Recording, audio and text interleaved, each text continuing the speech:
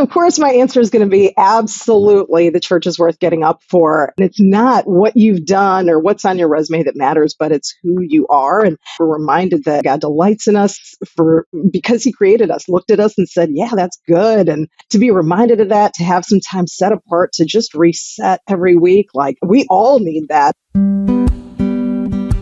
Is church worth waking up for? Can't we just tune into our favorite pastor's podcast or online sermon and get our weekly dose of Jesus right there? First of all, I hope you're getting more than weekly doses of Jesus, but this does bring up a really big question. Do I actually need a church community after graduation, or do I just need Jesus? Well, Gina Cherian, pastor at Hope Community Church in Glenview, Illinois, is going to share why she thinks church absolutely is worth waking up for, what you, alumni, bring to the table that the church really needs right now, and how we can all navigate the sometimes challenging first steps to getting connected with a new faith community. Welcome to After 4, your podcast for navigating life after graduation. I'm your host and guide, John Steele, and this one's for you, alumni. Gina, welcome to the podcast. Thanks for having me, John. Absolutely. I am really glad to have you. You and I didn't know each other before just 10 minutes ago, and but grateful for Jason Thomas and him getting us connected here. Gina, help us out before we dive into our conversation. Would you help me and help our audience get to know you a little bit? Sure. Yeah. I grew up in an Indian American church, and my parents immigrated from India, so our church was full of Indian immigrants, and I was very involved in the church. And what I loved about the church growing up is because our parents were immigrants, as kids growing up here, we had a lot of ownership in our youth group and leadership, and so nice, really great, opportunities. But I didn't see people that looked like me, had my experiences in ministry full time. So that wasn't my path to serving in ministry. It was very windy. And I had careers in technology and education before I ended up actually starting in children's ministry. And then I became eventually the campus pastor of a mega church here in the Chicagoland area. And then from there, I'm at my church currently, which is Hope Community Church in Glenview, which is just north of Chicago, a pretty big suburb. On the North Shore. Okay, that's awesome. So you've had a number of different interesting touch points with the church and church community. You've gotten to see it unfold and interact in some really unique ways, which is perfect because you have a nice history of experience that you can draw from as we talk through kind of our big question that we're leaning into today. And that's just for a little background for you. That's where we're at. We're in a series that's asking big questions, and that's big questions either that we know recent grads are asking or ones that we would recommend that they be thinking about because we don't always know the questions that maybe would be helpful to ask ahead of time. And so today we're asking the question, is church worth getting up for? So that's, I'd love to just start really broadly with you, Gina, and even just ask that question directly and say, if you were sitting across the table from a brand new InterVarsity alum, and they asked you that question, knowing your experiences with the church, how would you answer that question? Is church worth getting up for? Well, of course, I'm a little biased as a pastor, John. Yeah, absolutely. That's why I brought you on here.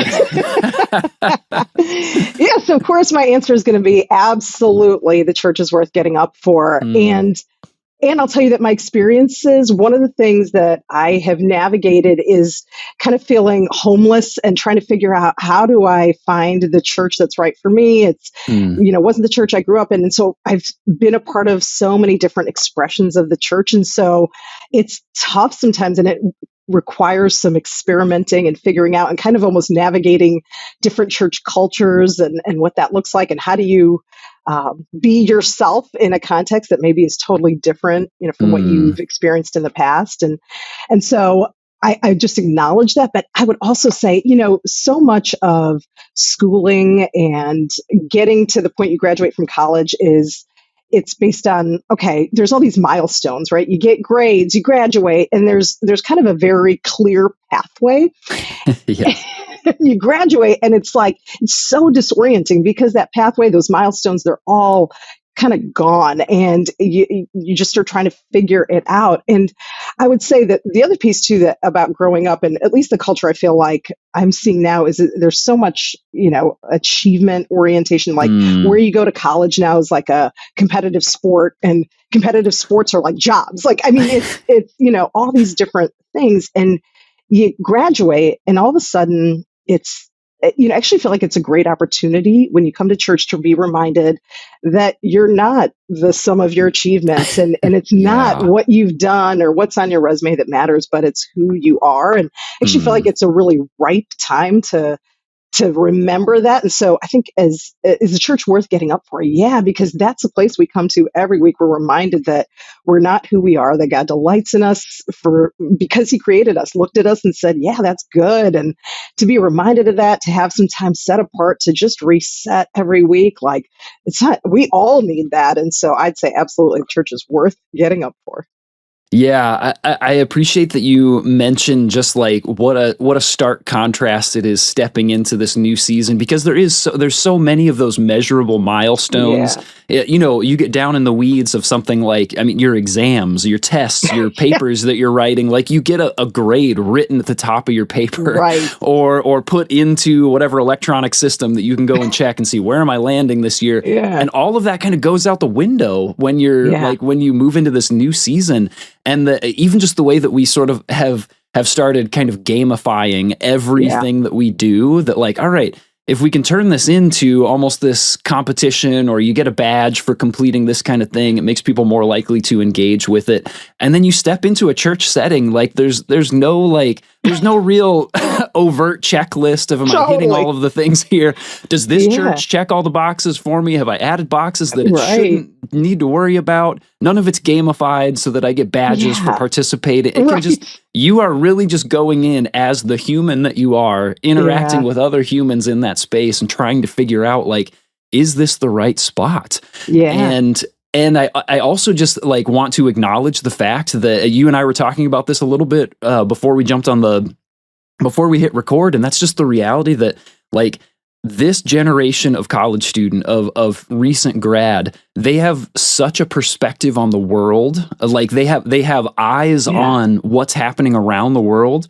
And as a result, they also have eyes on ways that the church has failed in ways that so many of us did not have access to, or such easy access to, that I feel like it sort of sets them up for, I mean, to some degree, maybe more realistic expectations, but also maybe anticipating like, gosh, I'm going to go to this church and I'm going to get hurt, because that's just what happens. Or I'm going to go to this church and we're going to have some significant disconnects on what we think really matters as far as a perspective in the world. And like that can just be really tough entering before you've even crossed the threshold, wrestling through some of those things in your mind. Yeah. Absolutely. And it's part of my experience is, I was at a large church where there was, very public, large moral failing. And it was one of the most devastating things to me. It was, of course, you see adults and people who've been in the faith for a while navigate that, but it was actually the disillusionment of young people that was the most heartbreaking. Wow. Because, there's just so much. And again, I get at that age, there's a lot of idealism around the church. And in some ways, I think this generation is maybe growing up a little more eyes wide open, which can be healthy. And also, like, I see it in myself too, is sometimes it can make you more cynical and more standoffish. And that's tough to overcome too. And I get it, because you've seen some real difficult things. And in some ways too, I think it's a reminder that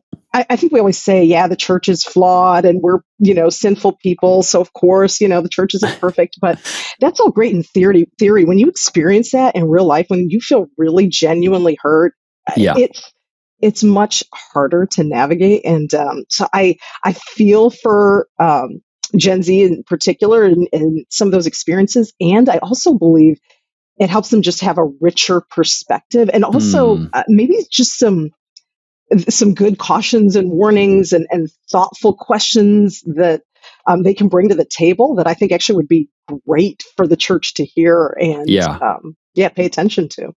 Yeah, well, I would actually love to hear more about your thoughts on some of those kinds of things. You talk about bringing to the table. So I'd love to steer our conversation in that direction, actually, and ask, like, from each party's perspective, like for our Gen Z listeners asking like, well, what is it that the church brings to the table that are really good for me to have access to? And then the flip side of that for people, I mean, also for our Gen Z people to hear like you have something that you bring to the table that's really good for the church, that this is a mutually beneficial relationship that's going on here.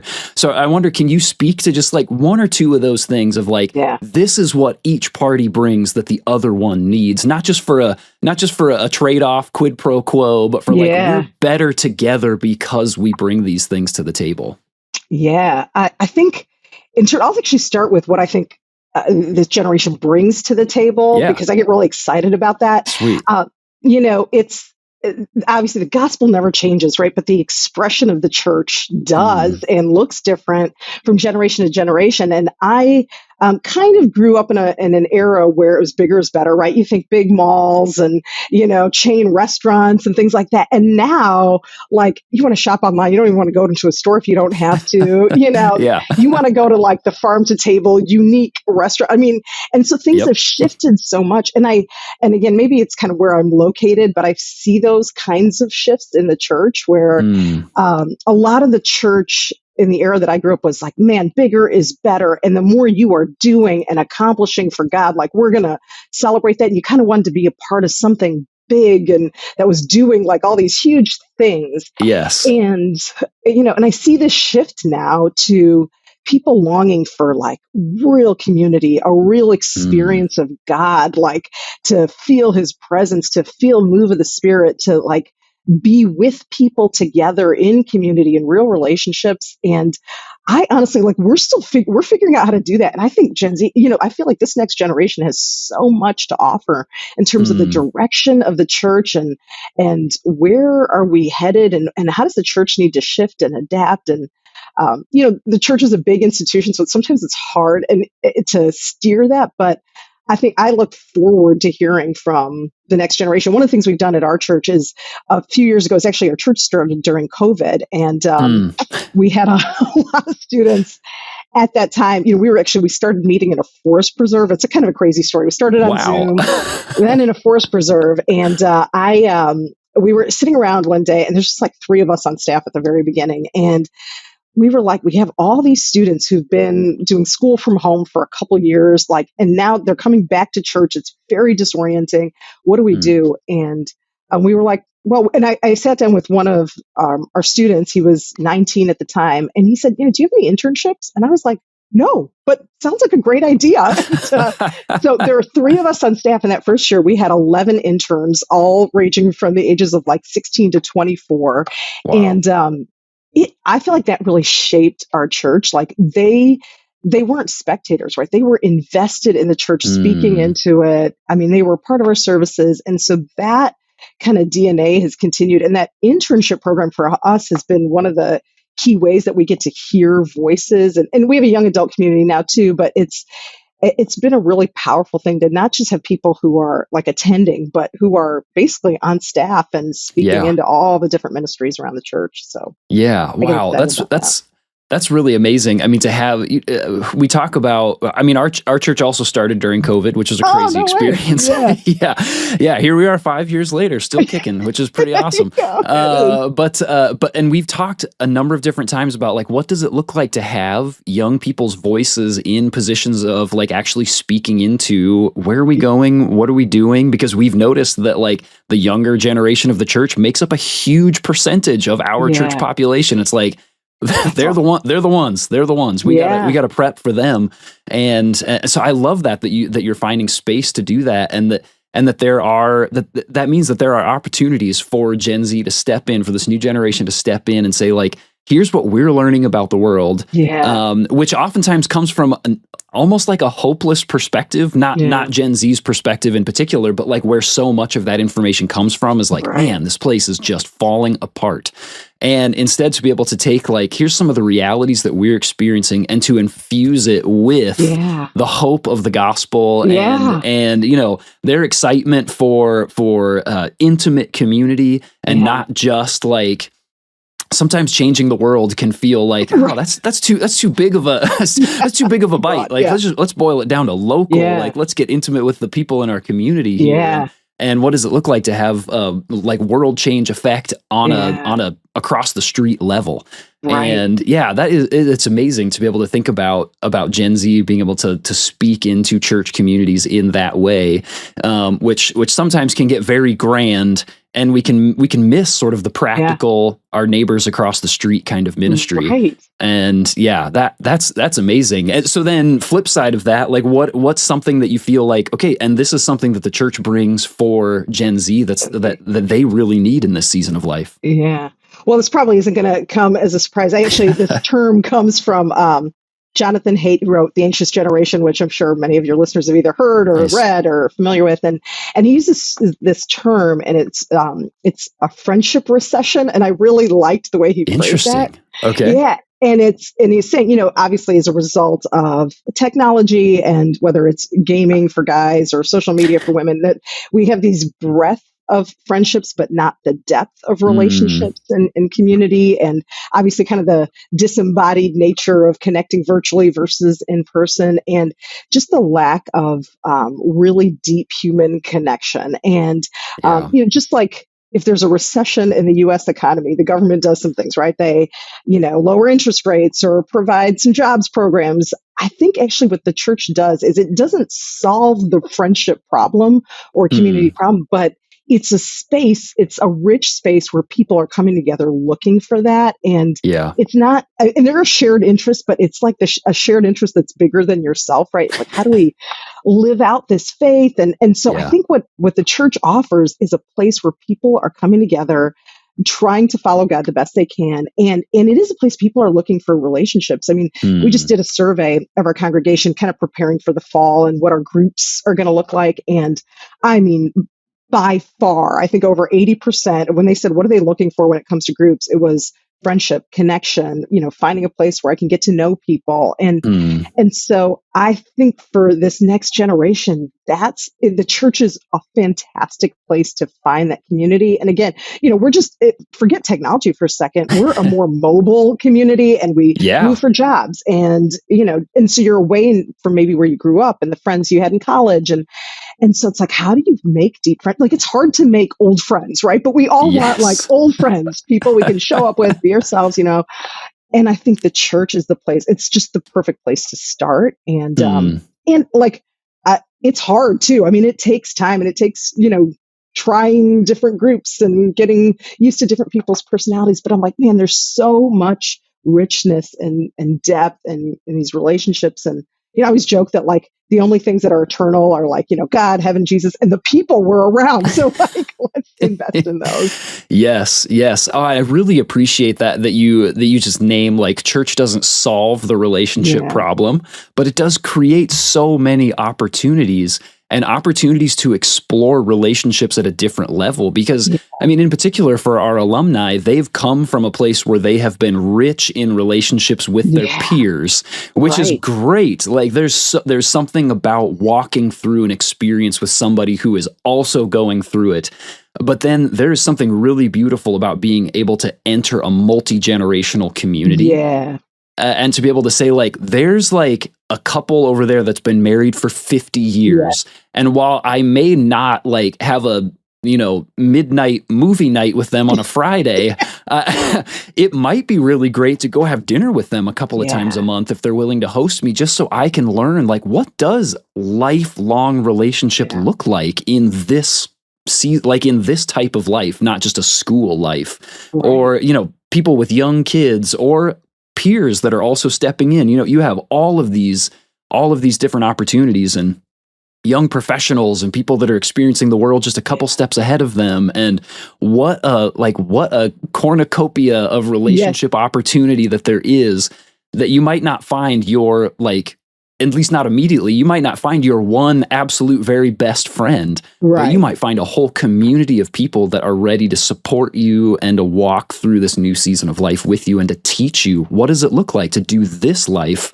now that you are done with the college life. And there are so many opportunities there. And I think that is a fantastic space for people to step in, to take some risks, to be brave. It's gonna require some bravery, for sure.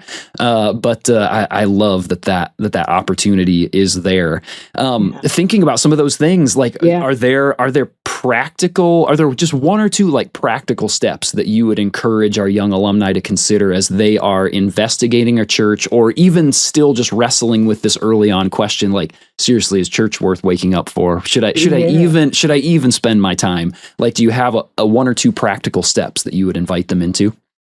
Yeah, I mean, I think the first thing is actually just to go in knowing, like, hey, the first one may not be the perfect one, but it takes a little while, and like, it's okay if the first one or two isn't, and I would say too, the beauty we have right now is you get to check out churches online first, right? And so it's funny, even when I go to a website, we were in another city over spring break and I wanted to go visit a church, and I was like, and one of the things that grabbed my attention was when the church was like, oh, you can bring coffee in, which seems minor, but I was like, oh, okay, it's probably a little more casual and relaxed. I was like, that fits my vibe, Yeah. And so, I mean, there's just things you can kind of get from a website. Obviously, you can watch a service and just get a sense of like, who's there? What is this church like? And I think, we always talk about the lobby has moved from, in a physical church building to online. And so I think just checking out a few churches, and then honestly, bring a friend with you. It's like, it's just always uncomfortable to walk into a new space where you don't know anybody.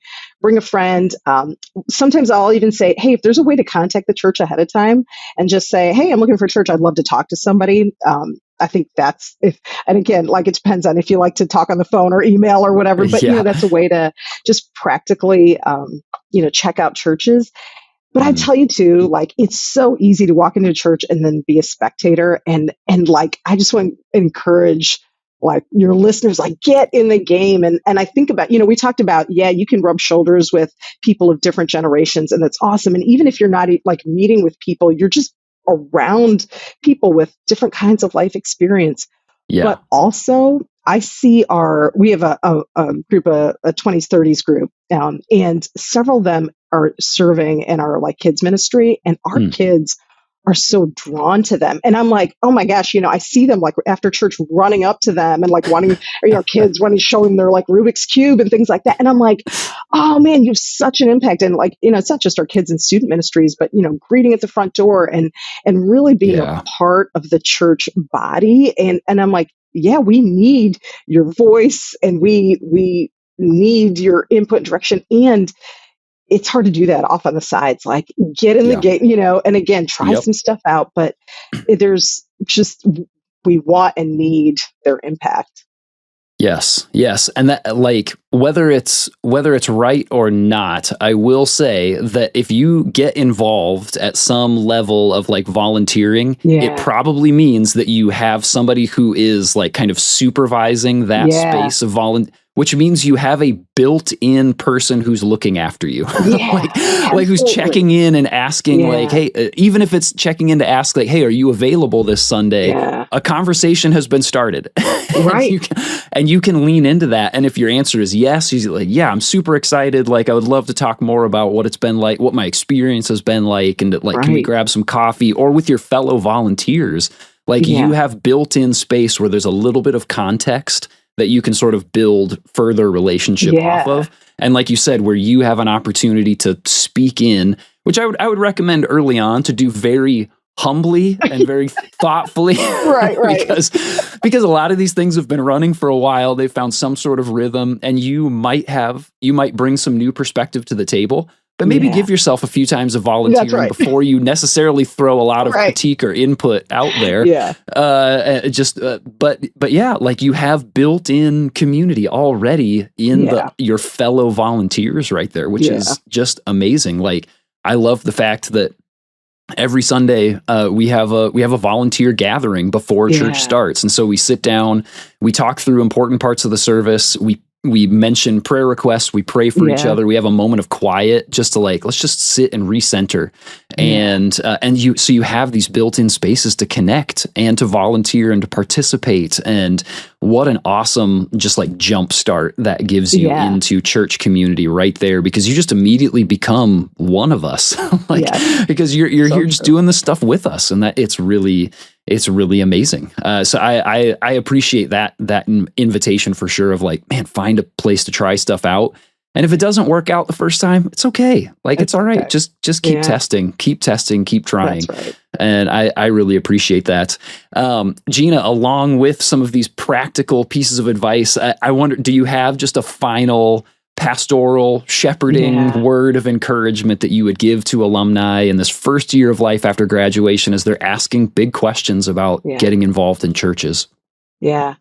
I would just say, man, the church, like, we are in this together, and we own the future of this church together. And so it is just show up and get involved, invest in church, and then like put down some roots. Like, again, the church will disappoint you. Leaders will disappoint you.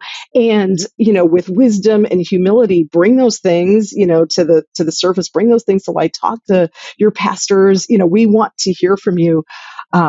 And we're going to get it wrong too.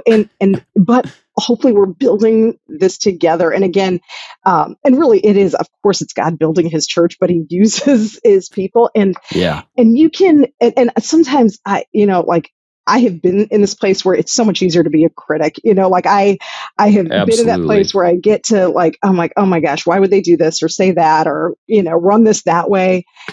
And, it's so much more fun to be on the inside. It's such an adventure. And like, one of the things I love most about ministry is you really do get this front row seat of how God is working, not just in your life, but all of a sudden you see him in other people's lives, in the church, and kids. And you just see him at work. And gosh, don't miss out on that.